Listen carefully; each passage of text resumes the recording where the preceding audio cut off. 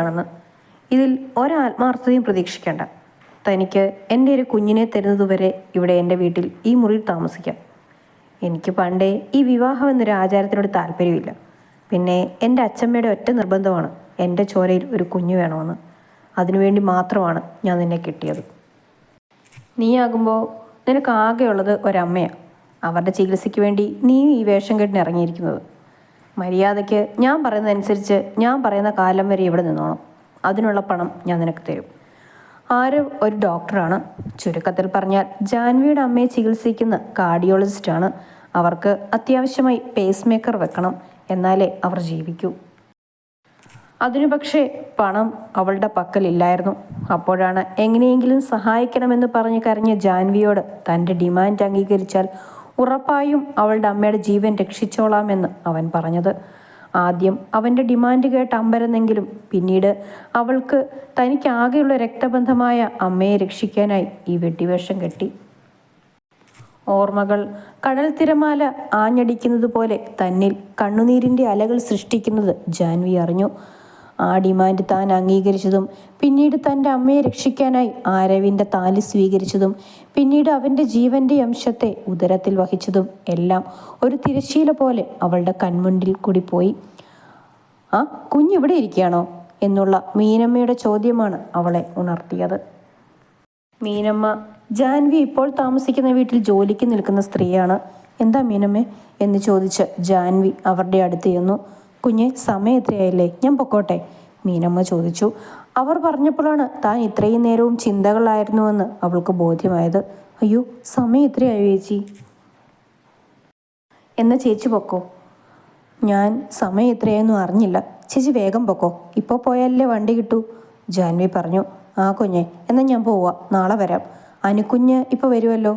അനു ഇന്ന് വരില്ല, അത്യാവശ്യമായി എന്തോ കോൺഫറൻസ് ഉണ്ടെന്നും പറഞ്ഞ് പോയതാ. ഇനി അടുത്ത ആഴ്ച നോക്കിയാൽ മതി.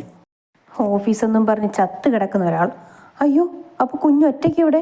മീനമ്മ ചോദ്യം പൂർത്തിയാക്കുന്നതിന് മുമ്പേ ഒരു കുഞ്ഞിക്കരച്ചിൽ അടുത്തുള്ള മുറിയിൽ നിന്നും മുഴങ്ങി. അത് കേട്ട് ജാൻവി മീനമ്മയോട് പൊക്കോളാൻ പറഞ്ഞ് ആ കുഞ്ഞിക്കരച്ചിൽ മുഴങ്ങിയ മുറികളിലേക്ക് ഓടി. എന്തെടുക്കണ്ണാ, അമ്മയുടെ കുഞ്ഞ് എന്തിനാ കരയുന്നേ? അമ്മ ഇവിടെ ഉണ്ടല്ലോ, നിന്നെ ഇട്ടിട്ട് എവിടെയും പോയിട്ടില്ല. തന്നെ കാണാതെ അമ്മ എന്ന് പറഞ്ഞ് വിതുമ്പിക്കരയുന്ന 4 വയസ്സുകാരൻ അദ്രിതിനെ സമാധാനിപ്പിക്കുകയാണ് ജാൻവി. ജാൻവിയെ കണ്ടയുടനെ അവൻ കിടന്നിടത്തു നിന്നും ചാടി എഴുന്നേറ്റ് ജാൻവിയെ കെട്ടിപ്പിടിച്ചു. അത് കണ്ട് ചിരിച്ച് ജാൻവി അദ്രിതിനെ ചേർത്ത് പിടിച്ച് തലോടി. കുറച്ചു നേരത്തിന് ശേഷം അദ്രിത് ജാൻവിയിൽ നിന്നും വിട്ടുമാറി അവളുടെ കയ്യിൽ പിടിച്ചു. അമ്മ ഇറ്റിങ്ങനെ വിജയ് പോയി എന്നും പറഞ്ഞ് വിതുമ്പുന്ന അദ്രിതിനെ കണ്ട് അവൾ അമിത വാത്സല്യത്തോടെ അവൻ്റെ നെറ്റിയിൽ മുകർന്നു. അമ്മ എവിടെയും പോയില്ല എൻ്റെ കണ്ണ. ഞാൻ മോൻ്റെ കൂടെ ഇവിടെ തന്നെ ഉണ്ടായിരുന്നു. ഇപ്പോഴാണ് മീനമ്മ എന്നെ വിളിച്ചത്, അവർ പോകുവാണെന്നും പറഞ്ഞ്. അതാ അമ്മ പോയത്. അതെൻ്റെ കണ്ണേറ്റിട്ട് ഞാൻ എവിടെയെങ്കിലും പോവോ? നല്ല അമ്മ എന്ന് പറഞ്ഞ് കുഞ്ഞവളുടെ കവിളിൽ അവളുടെ ചുണ്ടു ചേർത്തു. അതിൽ മനസ്സ് നിറഞ്ഞ് അവളും തൻ്റെ അദ്രുവിനെ ചേർത്ത് പിടിച്ചു കിടന്നു. മോനുവേ, എഴുന്നേക്ക്, നമുക്ക് പോകണ്ടേ? എൻ്റെ അമ്മ, ഞാൻ വരുന്നില്ല എന്ന് പറഞ്ഞ് ചിണുങ്ങിയാണ് അദ്രിത്. നമുക്ക് പോകാം, വാടാ, ഞാനുണ്ടല്ലോ മോൻ്റെ കൂടെ, പിന്നെന്താ, ജാൻവി പറഞ്ഞു. അതോ, അമ്മ ഇവിടുത്തെ പോലെ അല്ല അവിടെ അമ്മ എന്നോട് എഴുതാൻ പറയും എന്നും പറഞ്ഞ് അദ്രിത് അവൻ്റെ പരാതി പറയാൻ തുടങ്ങി. ജാൻവി ഇപ്പോൾ ഒരു പ്ലേ സ്കൂളിലെ അധ്യാപികയാണ്. അവിടെ തന്നെയാണ് അദ്രിതും പഠിക്കുന്നത്. അവിടെ ചെന്ന് കഴിഞ്ഞാൽ മോനാണെന്നുള്ള പരിഗണനയൊന്നും അവൾക്കില്ല. അതാണ് അദ്രിതിൻ്റെ പരാതി. വാ കണ്ണാ, മിടുക്കനാവാൻ വേണ്ടിയല്ലേ അമ്മ അങ്ങനെ പറയുന്നത്. വാ, നമുക്ക് പോകാം. വാ, ഇന്നുകൂടി പോയാൽ പിന്നെ നാളെ മറ്റന്നാളും പോകണ്ട.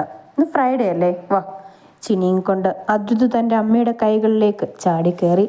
അവൾ അവനെയും കൊണ്ട് ബാത്റൂമിലേക്ക് കയറി. ജാൻവി ടീച്ചർ. എന്താ നിമ്മി ടീച്ചറെ? ദേ ഇങ്ങോട്ട് നോക്കി, ഇത് പുതിയ അഡ്മിഷനാ. തലയുടെ ഇരുവശവും കൊമ്പ് പോലെ കെട്ടി ചുവന്ന കുഞ്ഞുടുപ്പുമിട്ട് നെറ്റിയിൽ വലിയ കരിപ്പൊട്ടുമിട്ട് കൈവിരലും വായിൽ വെച്ച് നുണയുന്ന കുഞ്ഞിപ്പെണ്ണിനെ ജാൻവി വാത്സല്യത്തോടെ നോക്കി. വാവയുടെ പേരെന്താടാ എന്നും ചോദിച്ച് ജാൻവി അവളുടെ മുൻപിൽ മുട്ടുകുത്തിയിരുന്ന് ചേർത്ത് പിടിച്ചു. ആ കുഞ്ഞു സുന്ദരി തൻ്റെ നുഴക്കുഴി കാട്ടി മനോഹരമായ ഒരു ചിരി സമ്മാനിച്ചു അവൾക്ക്. ആഹാ, കൊള്ളാം, രാവിലെ വന്നപ്പോൾ തൊട്ട് കണ്ണു നിറച്ച് നിന്ന ആളാണോ ഈ ചിരിക്കുന്നത്? ജാൻവി ടീച്ചറിനെ ഇവൾക്ക് ഇഷ്ടമായെന്ന് തോന്നുന്നു. കണ്ടില്ലേ അവിടെ ചിരി. എന്താ ഇവളുടെ പേര്? ഇവളുടെ പേര് അർപ്പിത. അവളെ കൊണ്ടുവിട്ടത് അവളുടെ അങ്കിളാണ്. ആളൊരു ഡോക്ടറാ. സിദ്ധാർത്ഥ എന്ന അയാളുടെ പേര്. അയാളാണ് കുഞ്ഞിൻ്റെ ലോക്കൽ ഗാർഡിയൻ. ആണോ? കുഞ്ഞിൻ്റെ അച്ഛനും അമ്മയും? ഓ, അതൊന്നും അയാൾ പറഞ്ഞില്ല. ഞാൻ ചോദിച്ചതുമില്ല. ഇനി നമ്മ ചോദിച്ചിട്ട് അയാൾക്ക് ഇഷ്ടപ്പെട്ടില്ലെങ്കിലോ? അതുകൊണ്ട് ഞാൻ ചോദിച്ചില്ല.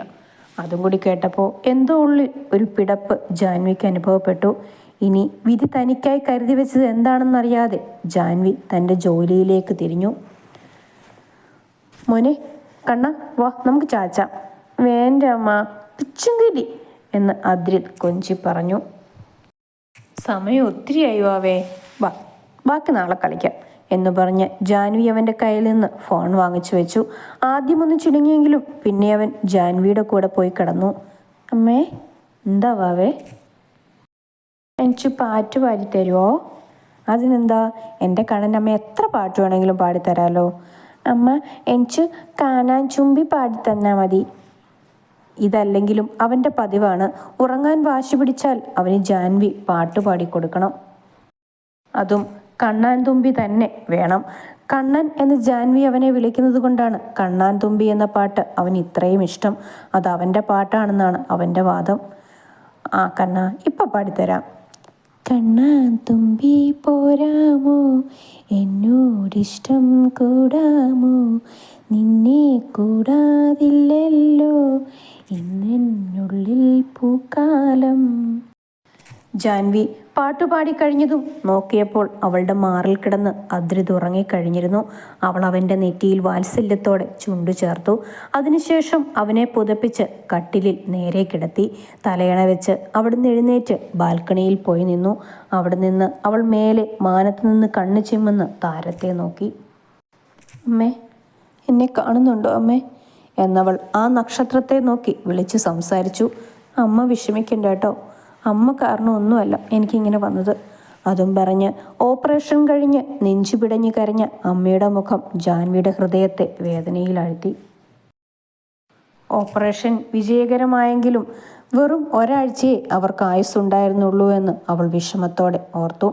തൻ്റെ ചെന്നിയിലൂടെ ഒഴുകിയ കണ്ണുനീരിനെ അവൾ തുടച്ചു മാറ്റിക്കൊണ്ട് വീണ്ടും ആ താരകത്തെ നോക്കി സംസാരിക്കാൻ തുടങ്ങി. അമ്മേ, ഞാനിപ്പോൾ ഹാപ്പിയാണ്. എൻ്റെ മോനെ കണ്ടോ, അവൻ മിടുക്കനാ. അവനാണ് എന്നെ ഇങ്ങനെ പിടിച്ചു നിർത്തുന്നത്. അതും പറഞ്ഞ് അവൾ ആ നിലാവിൻ്റെ വെളിച്ചത്തിൽ താരകത്തെ നോക്കി നിന്നു ഏറെ നേരം. അതിനുശേഷം അവളും തൻ്റെ പൊന്നോമനയെ ചേർത്ത് പിടിച്ച് നിദ്രയിലായിരുന്നു. മോളെ, ഇത് കഴിക്കടാ. വേണ്ട, അർപ്പിത പറഞ്ഞു. വാവേ, ഇച്ചിരി കഴിക്ക്, വാണിച്ചേ. അവളെ ആഹാരം കഴിപ്പിക്കാൻ പാടുപെടുകയാണ് സിദ്ധാർത്ഥ്. വേണ്ട എന്ന് പറഞ്ഞില്ല ചിദ്ദു എന്ന് ദേഷ്യപ്പെട്ട് കൊഞ്ചിപ്പറയുന്ന കുഞ്ഞിനെ കണ്ട് സിദ്ധാർത്ഥിന് അവളോട് വാത്സല്യം തോന്നിയെങ്കിലും അവളെ അവൻ കണ്ണുരുട്ടി പേടിപ്പിച്ചു. പൊടിക്കുപ്പി, ഇപ്പോഴേ അവിടെ അപ്പൻ്റെ കൂട്ട് തന്നെയാണ്. എന്നാ വാശിയ. രൂപം പാവ പെങ്കൊച്ചിൻ്റെ ആണെങ്കിലും സ്വഭാവം ആ കോട്ടാളം കെട്ടിയവൻ്റെ തന്നെയാണ്. അവൻ്റെ കൂട്ട് തന്നെ ഇവളും എൻ്റെ പുറത്ത് കുതിര കയറുവാണല്ലോ എന്നും പറഞ്ഞ് സിദ്ധാർത്ഥ് അവളെ തൻ്റെ തലയിൽ കൈവച്ചുകൊണ്ട് നോക്കി. അപ്പോൾ അതാ അവളും എന്താ കാണിക്കുന്നതെന്ന് നോക്കി നിൽക്കുകയാണെന്ന് അവന് മനസ്സിലായി. ദൈവമേ, ഒരു പോലതും കേട്ടോ എന്തോ. അവനതും പറഞ്ഞ് അവളെ എടുക്കാൻ പോയതും കുഞ്ഞു ബഹളം വയ്ക്കാൻ തുടങ്ങി. എന്നെ ചീറ്റു എടുക്കണ്ട, പോടുന്ന പപ്പ എഞ്ചിയെ ഞാൻ പറഞ്ഞു കൊക്കും എന്ന് കൊഞ്ചി പറയുന്നവളെ അരുമയായി സിദ്ധു എടുത്തു. എന്നിട്ട് പറഞ്ഞു, നിന്റെ പപ്പ ഒരു മീറ്റിങ്ങിന് പോയതല്ലേ, 2 ദിവസം കഴിഞ്ഞ് വരും, വിഷമിക്കണ്ട കേട്ടോ എന്നും പറഞ്ഞ് എങ്ങനെയോ സിദ്ധു അവളെ സമാധാനിപ്പിച്ച് ഉറക്കി. എങ്ങനെ കഴിയേണ്ടവളാ, എല്ലാം അവൻ്റെ വാശിയാണ്. ഇല്ലെങ്കിൽ ഈ കുഞ്ഞ് എല്ലാ സ്നേഹവും കരുതലും അറിഞ്ഞു വളർന്നേനെ. ആരോട് പറയാൻ, ആര് കേൾക്കാൻ? എല്ലാം ഒന്ന് കലങ്ങി തെളിഞ്ഞിരുന്നെങ്കിൽ. അങ്ങനെ സിദ്ധു തൻ്റെ ചിന്തകളിലൂടെ ഊളിയിട്ട് എപ്പോഴോ ഉറങ്ങി. രാവിലെ തന്നെ വീട്ടിലെ കോളിംഗ് ബെല്ലിൻ്റെ ശബ്ദം കേട്ടാണ് ജാൻവി ഉണർന്നത്. ആരാണോ ഇത്ര രാവിലെ എന്നും പറഞ്ഞ് അവൾ വാതിലിനടുത്തേക്ക് നടന്നു. വാതിൽ തുറന്നും ജാൻവി എന്നും കൂകി വിളിച്ച് ഒരു മോഡേൺ പെൺകുട്ടി വന്ന് അവളെ കെട്ടിപ്പിടിച്ചു. ആദ്യത്തെ പകപ്പ് മാറിയതും ജാൻവിയും അവളെ തിരിച്ചു പുണർന്നു. അനു, എവിടെയായിരുന്നടി ഇത്രയും ദിവസം? ജാൻവി ചോദിച്ചു. ജാൻവി, ഞാൻ ഓഫീസിൻ്റെ ആവശ്യത്തിന് പോയതാടി. സത്യം പറയടി, നീ ഒറ്റയ്ക്കാണോ പോയത്? അത് പിന്നെ അനു നിന്ന് പരുങ്ങുന്നത് കണ്ടപ്പോഴേ മനസ്സിലായി അവൾ അജീഷിൻ്റെ കൂടെയായിരിക്കും ബിസിനസ് ടൂറിന് പോയിരിക്കുന്നതെന്ന്. അജീഷ് അവളുടെ മുറച്ചെറുക്കനാണ്. എന്നാലും അവൾ വർക്ക് ചെയ്യുന്ന ഓഫീസിൽ തന്നെയാണ് അവനും വർക്ക് ചെയ്യുന്നത്. അജീഷ് ഒരു പാവമാണ്. അവന് ജാൻവി പെങ്ങളെപ്പോലെയാണ്. അവനെ അദ്രിതിനും ജീവനാണ്. അദ്രിത് അവനെ വിളിക്കുന്നത് അജിപ്പ എന്നാണ്. ഇടയ്ക്ക് അവനിവിടെ വരാറുണ്ട്. അജീഷും അനുവും തമ്മിലുള്ള വിവാഹം ഉറപ്പിച്ചു വെച്ചിരിക്കുകയാണ്. രണ്ടുപേരുടെയും സ്ഥലം തൃപ്പൂണിത്തറയാണ്. അവർ ജോലി സംബന്ധമായാണ് ഇവിടെ വന്നത്. അനുവും അജീഷും ഒന്നിച്ചാണ് ഇങ്ങോട്ടേക്ക് വണ്ടി കയറിയത്. അവർ പോയ അതേ വണ്ടിയിൽ തന്നെയാണ് അന്ന് ജാൻവിയും അവളുടെ പൊടിക്കുഞ്ഞും ഈ നാട്ടിലേക്ക് വന്നത്. അങ്ങനെയാണ് അവർ പരിചയപ്പെട്ടത്. അന്നു തൊട്ടേ അജേഷിന് കുഞ്ഞി പെങ്ങളാണ് ജാൻവി. അവളെക്കുറിച്ച് എല്ലാമൊന്നും അവൾ അവരോട് പറഞ്ഞിട്ടില്ല. അവർക്ക് ആകെ അറിയാവുന്നത് നാട്ടിൽ അവൾ കാര്യമില്ല എന്നും ഭർത്താവ് ഉപേക്ഷിച്ചതാണ് എന്നുമാണ്. അവരും അവളോട് അതിനെക്കുറിച്ച് അധികമൊന്നും ചോദിച്ചിട്ടില്ല. എങ്ങോട്ടാണ് പോകുന്നതെന്ന അനുവിൻ്റെ ചോദ്യത്തിന് കൃത്യമായ മറുപടിയൊന്നും നൽകാതിരുന്നപ്പോൾ തന്നെ അവർക്ക് മനസ്സിലായി അവൾക്ക് എന്തൊക്കെയോ പ്രശ്നങ്ങളുണ്ടെന്ന്. തനിക്ക് നാട്ടിൽ നിന്നും ദൂരെ എവിടെയെങ്കിലും മാറി നിൽക്കാൻ വേണ്ടിയാണ് എന്നവൾ പറഞ്ഞപ്പോൾ അവർക്ക് ആ അമ്മയും കുഞ്ഞിനെയും അവിടെ അറിയാത്ത നാട്ടിൽ ഒറ്റയ്ക്കാക്കി പോകാൻ തോന്നിയില്ല. അങ്ങനെ ജാൻവിയെയും കുഞ്ഞിനെയും അവർ കൂടെ കൂട്ടി. ആദ്യമൊക്കെ ജാൻവി എതിർത്തെങ്കിലും ഒരു സഹോദരൻ പെങ്ങളെ വീട്ടിൽ കൂട്ടിയാൽ പോകാതിരിക്കുമോ എന്നവർ ചോദിച്ചപ്പോൾ അവൾക്ക് അവരുടെ കരുതൽ മനസ്സിലായി. അങ്ങനെ അവരുടെ കൂടെ കൂടിയതാണ് ജാൻവിയും കുഞ്ഞും. ഇവിടെ എത്തി ആദ്യം അനുവിനും ജാൻവിക്കും താമസിക്കാനായി അവർ ഒരു വാടക വീടെടുത്തു. അജീഷ് ഓഫീസ് വകയുള്ള മെൻസ് ഹോസ്റ്റലിലുമാണ് താമസം. അവിടെ ജോലി അന്വേഷിച്ച് ജാൻവിയും പല സ്കൂളുകളിലും കയറി ഇറങ്ങി. ജാൻവി BEd കഴിഞ്ഞതാണ്. അതുകൊണ്ട് തന്നെ തൊട്ടടുത്തൊരു നഴ്സറിയിൽ ടീച്ചറായി ജാൻവിക്ക് ജോലി കിട്ടി. ആദ്യമൊക്കെ അവൾ ജോലിക്ക് പോകുന്ന നേരം കുഞ്ഞിനെ നോക്കാനായി വെച്ചതാണ് രാധ ചേച്ചിയെ. പിന്നെ കുഞ്ഞിന് 3 വയസ്സായപ്പോൾ തൊട്ട് കുഞ്ഞിനെയും ജാൻവി ആ നഴ്സറിയിൽ തന്നെ ചേർത്തു. ഞാൻ നോക്കിക്കോ, നിന്റെ അമ്മയോട് പറയുന്നുണ്ട് എത്രയും പെട്ടെന്ന് രണ്ടിനെയും പിടിച്ച് കെട്ടിക്കാൻ, ജാൻവി അനുവിനോടായി പറഞ്ഞു. ഓ, ഇനി നിന്റെ വക്കാലത്തിനോട് കുറവേ ഉള്ളൂ. ഇല്ലെങ്കിലേ ചേട്ടായിക്ക് പെങ്ങളെയാണ് കാര്യം. ഞാൻ കുറച്ചു നാളും കൂടി ആഘോഷിക്കാൻ വേണ്ടിയാണ് നിന്റെ ചേട്ടായുടെ കല്യാണം 1 കൊല്ലത്തേക്ക് നീട്ടി വെച്ചേക്കുന്നത്. പിന്നെ ഈ ബിസിനസ് ടൂറൊക്കെ ഒന്നിച്ചു പോകുമ്പോൾ കറങ്ങാൻ പോകുന്നൊരു രസം, അനു പറഞ്ഞു. ഓ, ഞാൻ വെറുതെ പറഞ്ഞതാണേ. നീ വന്ന കാലത്ത് നിൽക്കാതെ കയറി പടി വേണേ. നീ ഇങ്ങനെ മുമ്പിൽ കയറി നീ ചോദ്യം ചെയ്യുകയല്ലായിരുന്നോ? പിന്നെ എങ്ങനെ വരാൻ അകത്തോട്ട്? എവിടെടി എൻ്റെ അദ്രു? കാണുന്നില്ലല്ലോ, അനു പറഞ്ഞുകൊണ്ട് അകത്തേക്ക് കയറി. അവൻ എഴുന്നേറ്റല്ലടി, ഇന്ന് സ്കൂളിൽ പോകണ്ടല്ലോ, അതാ. ഞാനും ഇപ്പോഴും എഴുന്നേറ്റ്. നീ വാ, ഒന്ന് ഫ്രഷ് ആവുക, ഞാൻ പോയി ചായ ഇടാം. ആദ്യം ഞാൻ എൻ്റെ അദ്രുവിനെ ഒന്ന് കാണട്ടെ. സിദ്ധുവേ, ഫോണിൻ്റെ മറുഭാഗത്ത് നിന്നും. മഹാ ഫോൺ എടുത്തല്ലോ. ഡാ, നിന്നെ കാണാതെ അപ്പുക്കുട്ടി ഒന്നും കഴിച്ചിട്ടില്ല. നിന്റെ അതേ വാശി അവക്ക്. അവളെ ഒന്ന് ഉറക്കാൻ പെട്ട പാട് എനിക്കറിയൂ. നീ നാളെ വരുമല്ലോ അല്ലേ? നീ പറഞ്ഞ സ്കൂളിൽ തന്നെ അവളെ ചേർത്തു. അവൾ ആദ്യം കരഞ്ഞ് ബഹളം വെച്ചെങ്കിലും ഞാൻ വിളിക്കാൻ ചെന്നപ്പോൾ അവിടുന്ന് വരാൻ തന്നെ മടിയായിരുന്നു.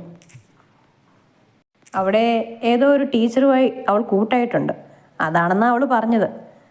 ബാക്കി വിശേഷം വന്നിട്ട് പറയാം. അപ്പോൾ ശരി, ഗുഡ് നൈറ്റ്.